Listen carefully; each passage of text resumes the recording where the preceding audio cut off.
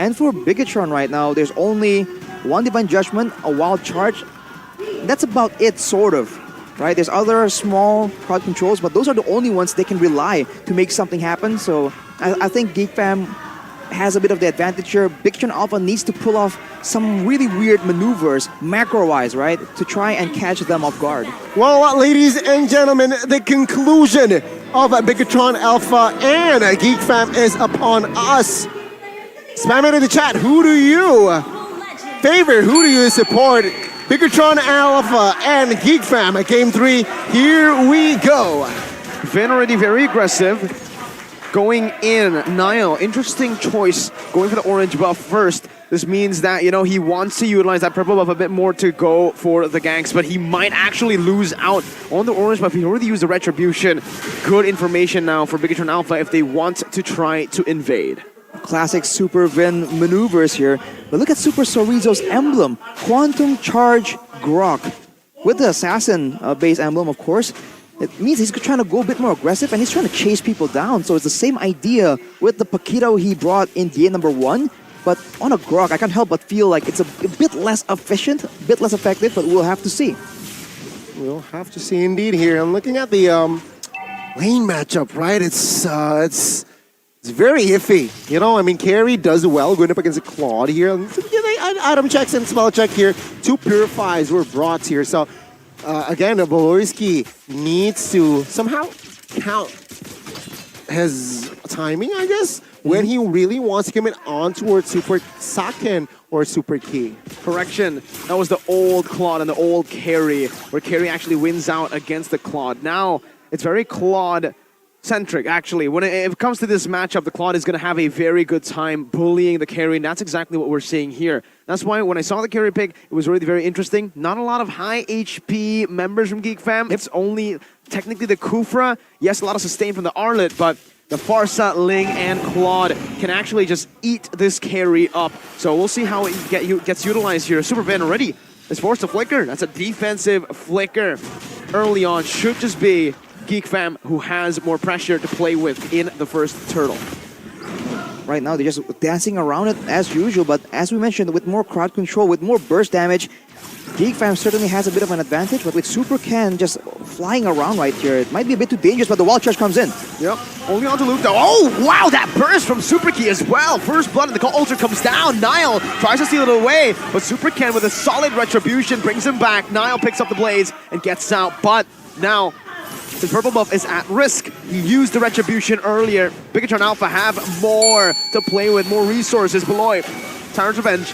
Onto the back, only onto Vin. Ken dealing damage, double the rhythm as well. A boy with a flicker back. Ken dives in, finds the kill. It's a disaster for GEEKFAM. Even Key just purifying out of the final slash. Oh, what a connection there by BIGETRON Alpha. They were able to understand that, yeah, we can take this fight. And take a look at the snowball effect, right? The purple buff take was delayed. Multiple members from inside of GEEKFAM taken down. And they have established 1,000 gold lead here in that first minute here. Arashi, what can GEEKFAM do? They have zero compensation whatsoever. It's a little bit more elusive to how they engage the fights. For the side of BIGETRON Alpha, they are playing around that Cult Altar very, very well. Marky, though, shows up in the mid lane unexpectedly. Super Key really seems quite surprised there.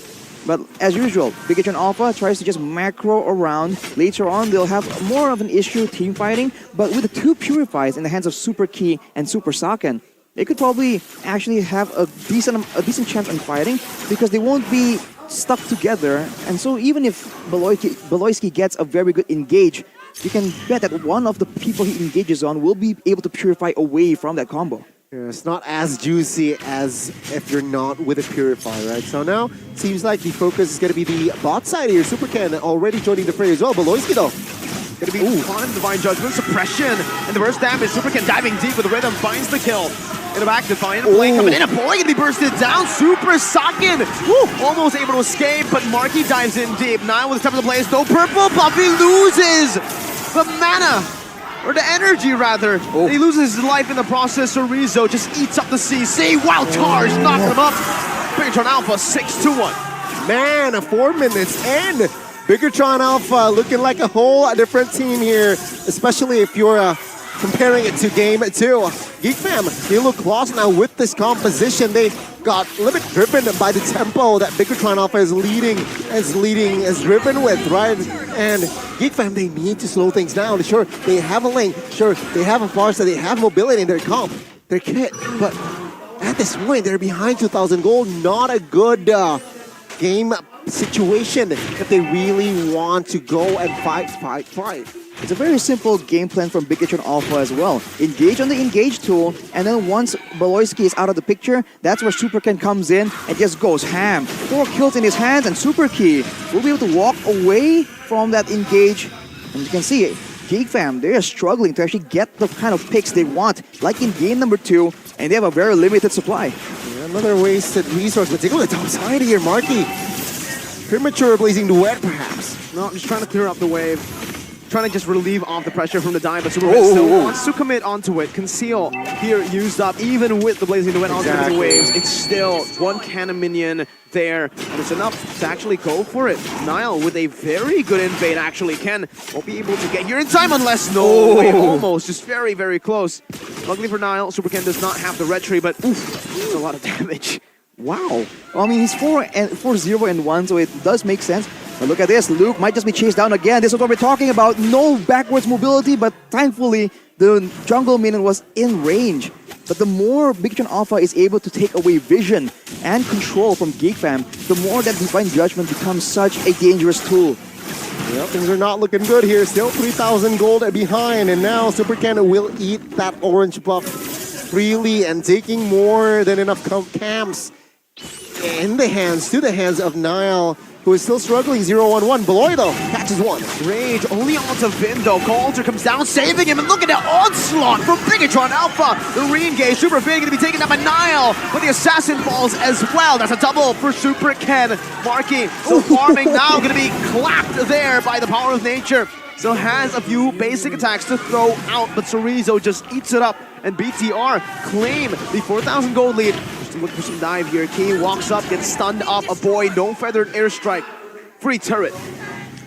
Keep in mind here, SuperKen is building up his farm, building up his equipment very, very well. He's on his way towards his 3rd item, and things are gonna look bad for 2 worse here for out of GEEKFAM. He has a corrosion, he has APHS and Golden Self already on his way towards that corrosion perhaps, and it's not gonna be easy here for Luke, for Baloyski, who is building that tank, because the true damage from SuperKen is gonna be evident. The damage here is in replay though. What happened? Let's look at this fight again. Initially, it seems like there's a combo being set up by GEEKFAM, but the Cult Altar just denies the kill initially and forces everyone to just overcommit and stay in that area for the rest of BIGETRON ALPHA to come in. We talked about who actually comes first has an advantage. Baloyski though! Baloyski! Is that a bombastic moment? Oh no, that's not that, you know, there was no damage, but that was definitely emotional damage. Oh My man. God.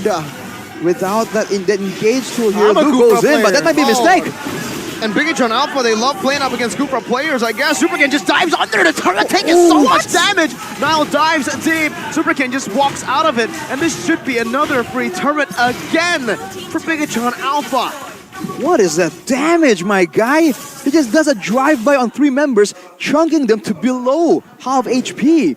What is that? That is what 7,000 gold lead looks like. All right, particularly Nile. Has enough energy to go away that time. But take a look at the build setup comparison here by both of the teams, Nile and SuperKen. Jungler with the killing spree actually for the hands of Nile. He wants to be a bit more aggressive here in the jungle, looking for a bit more kills. But for SuperKen, it's all about getting in the back, going for those weak spots initially, and then just, slowing them down and then hitting them with the rest of the burst. It seems to be how you want to play this Joy. And both of them, I think if they duel right now, it's a bit obvious who's going to come out on top. Yeah, I mean, looking at the Ling, right, very different playstyle. Seasonal Hunter, the other one wants to kill, but take a look at the mid side here. Good call altered by SuperKey, still able to survive there. Divine Judgment on the flicker combo. They're locking Baloyski down now. Blazing duet from Marky on the back, but wow, SuperKen!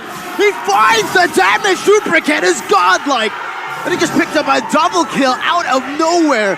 BTR 9.4 thousand gold lead.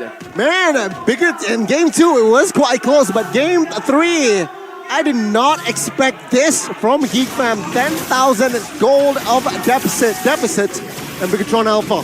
With this Lord here, the first one, they might be able to just crack the base turrets here. Looking at the gold gap, it's not looking good here for GEEKFAM. That is an insane gold gap, but keep in mind, the heroes on the side of BIGETRON Alpha, they don't really have a lot of siege potential. If they want to crack open the base, it has to be done on the back of a pick or a big team fight. Oh. Look at that though, Super Ken says, nah, not on my watch. Nile once again gets denied, and he is so painfully behind. They're trying to compete with Suns for also recalls here, right? I mean, not just stats. 10.8k in 10 minutes, Arashi. Super Saken. I thought he had the win in nature. That's why he was able to tank or soak up the blazing duet, but he didn't. He took it like a man. Just took it with the shielding, and here comes the Lord. Here comes Super Sorizo blocking the channels of funneling GEEKFAM into a position. There might be an engage soon. Super Ken just baiting it out. So dangerous, baiting out so many things with that small feint, small dash forwards. Let's see here. This might be the final offense. Whoa, my goodness. Whoa. They're going to watch up again! Marky got deleted! Beloy finds a 3-man, but it's all for naught. BIGETRON Alpha takes the third game easily, dominantly, and they collect their first match win in Season 12. My goodness, what a stomp from BIGETRON Alpha. This time it's gonna be GEEKFAM the casualty, but it was a close series 2-1, but in game 3, it was almost a 13,000 gold lead. You have no words, game 3, what happened, GEEKFAM?